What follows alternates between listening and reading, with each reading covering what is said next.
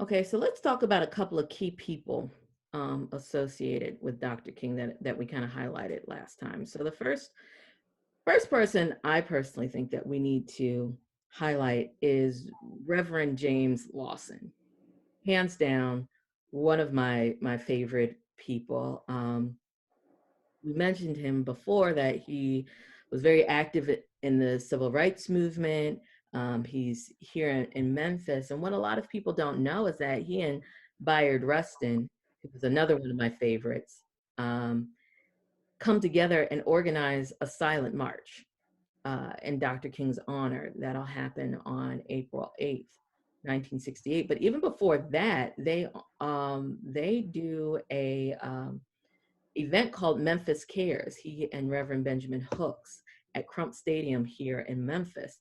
And the idea is a interracial group of Memphis citizens came together to address, what was the climate in the city that allowed this to happen? What facilitated this? And for James Lawson, who's such an eloquent speaker, but everybody who accounts for it, and we're still looking for the audio from it, um, says that he had a fire and an anger and a rage, justifiably so, that they never heard from him and Reverend Hooks. And Reverend Hooks kicked some folks out of the stadium, like, you have no business here.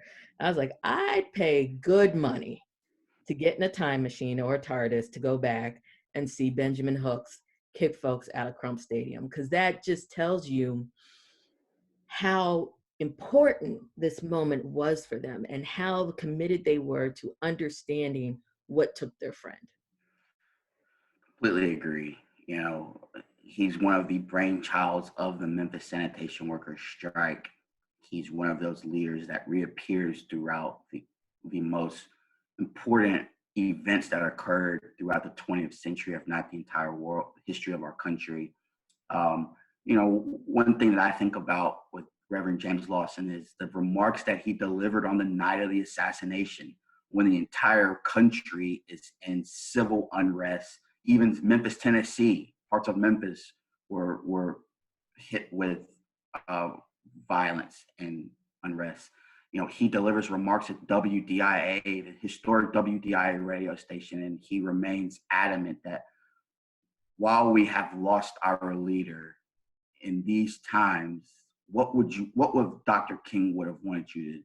Would you have wanted you to erupt in violence in response to his death and its aftermath? Stay at home, remain peaceful. Think about what Dr. King was in Memphis for. Think about what his purpose was for the past 12 years in our country. All of the things that Dr. King prided himself for doing, would he have wanted you all to have responded and retaliated because of his assassination? And so Memphis, unlike other cities in the United States, began to quiet down before the others did. And that's largely because of the genius of the Reverend James Lawson. And we had the opportunity and the privilege to see him and speak with him the past 2 years at the museum. That was crazy. That was nuts, because we actually, we have these photos that we got access to that were taken by Art Shay, and he took so many photos of the silent march, and you can see Reverend Lawson at different points in the march, like on one side, and then you can kind of see him moving it on the other, and he and Bayard Rustin are coming together, then they break apart. And so we finally asked him, like, what are you doing? Like, here's a series of 10 photographs, like, you're starting to move, we're kind of understanding these are probably in some sort of sequence.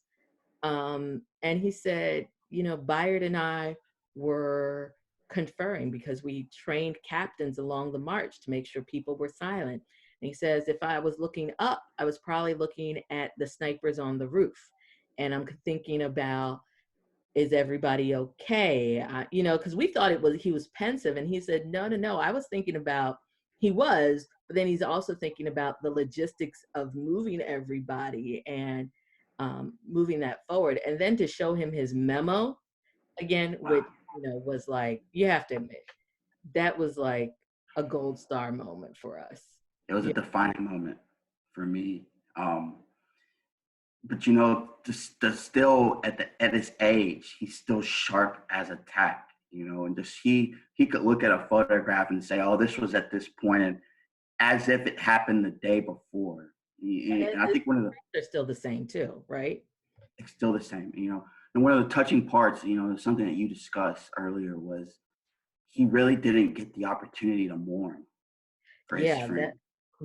that's what struck me as really powerful too, was that he wrote this memo, gave people instructions for the silent march. He's doing all these logistics, but he's so consumed with doing the work that it's not until he goes to Europe for like a Royal Council of Churches thing that the loss of his personal grief kind of hits him all at once. And for him to describe it to us and what that was like, on the one hand, you were like, wait, what? And then on the other hand, when I think about having lost relatives of my own, you can kind of get it because you get so busy with the work surrounding creating the rituals for other people that you don't allow yourself to do it. And it's almost like your adrenaline carries you through, but when your body settles back down, you realize how much pain you're actually carrying.